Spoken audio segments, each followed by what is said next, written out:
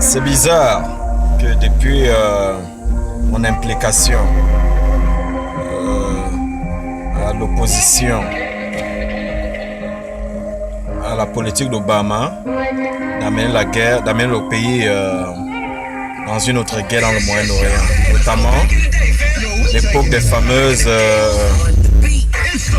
lignes rouges qui avaient été supposément traversées au sujet de la Syrie, où il était dit, même si beaucoup n'y croient pas, que la faction gouvernementale avait utilisé les armes chimiques contre son propre peuple.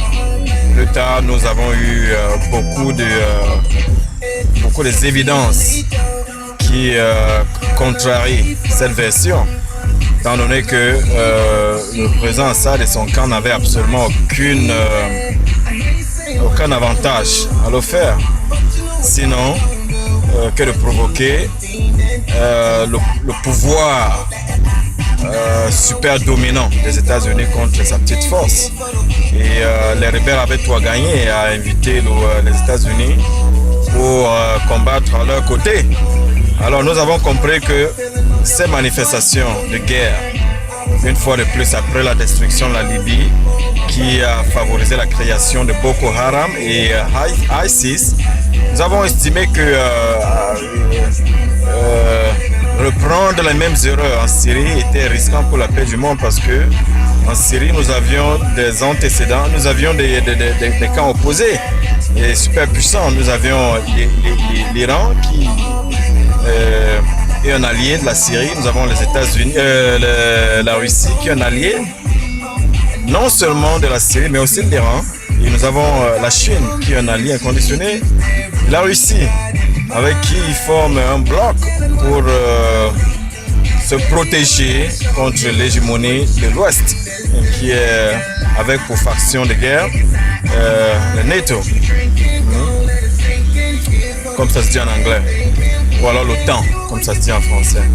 Alors nous avons protesté à cette époque lorsque le président Obama avait décidé qu'il avait ordonné des frappes limitées et stratégiques contre les positions de la Syrie, malgré l'opposition de la quasi-totalité de la population du monde. Il y avait des protestes partout dans le monde, et Poutine a de manière clairement statué son opposition.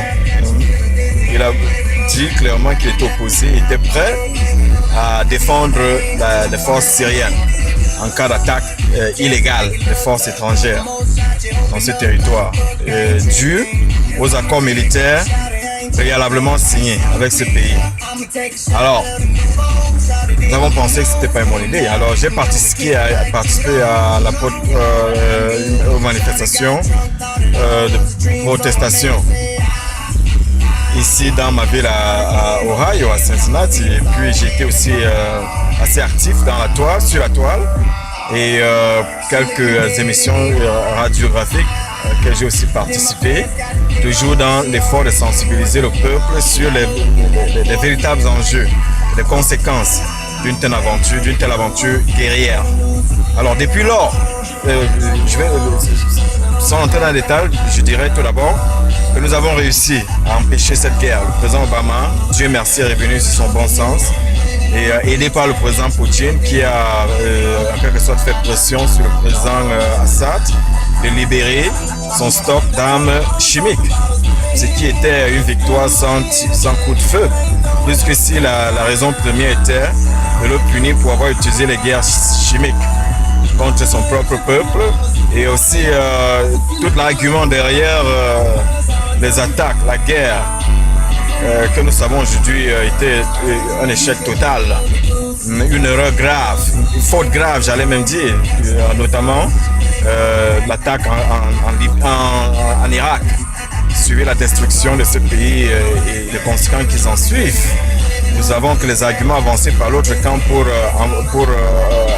organiser cette guerre, c'était qu'il fallait y aller pour détruire son stock d'armes de destruction massive. Alors, nous pouvons ici dire que le président Obama, aidé par le président Poutine, a réussi à désarmer la Russie sans tirer un coup de feu et sans perdre des armes. Alors si l'argument était cela, il a gagné. Mais si l'argument était d'aller punir ou alors tuer encore plus de personnes pour se venger de quelques peu de personnes, ce qui aurait été à mon avis une très grave erreur qui ne ferait que perpétuer ce climat de violence qui mine le monde jusqu'alors. Depuis que nous avons pris position, je me sens suivi, non seulement par certains individus sur la toile, mais aussi dans la vie active. Mais à l'époque, quand je prenais encore le bus pour mes déplacements, je pouvais les remarquer clairement. Et à quelques occasions, certains d'entre eux ont même avoué. Et quelque part, ils avaient un peu la compassion, ils avaient le cœur, ils m'ont dit fais attention, Pat, en passant de manière sans que personne ne suive. Je leur ai demandé, es-tu l'un d'eux? Et ils ont carrément répondu en solo, oui, mais agis comme si on ne parle pas ensemble.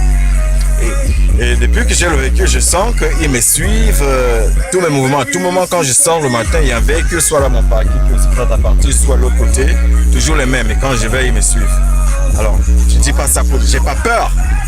Je sais que certains individus aimeraient me voir taire, aimeraient me voir ne pas continuer à éduquer la population du monde sur les enjeux réels qui minent vraiment l'humanité. En ce moment, il se pourrait qu'une cabale a pris le contrôle des politiques mondiales et ils ne sont rien d'autre que des pouvoiristes, même si l'argument premier qu'ils avancent pour l'organisation du monde nouveau ou du nouvel ordre mondial, les arguments sont bons, les idées de fond sont bonnes, c'est-à-dire pour créer un monde harmonieux où il n'y aurait pas de raison de faire de guerre parce que nous serons tous partir d'une communauté globale. Mais ce que nous constatons dans les applications ne sont pas toujours les mêmes. Nous nous rendons compte qu'il y a un groupe de super élites qui pensent connaître plus que la masse, qui pensent être plus intelligents que toute la masse et considèrent les autres comme des objets, plus ou moins. Ce qui les intéresse en général, c'est le pouvoir.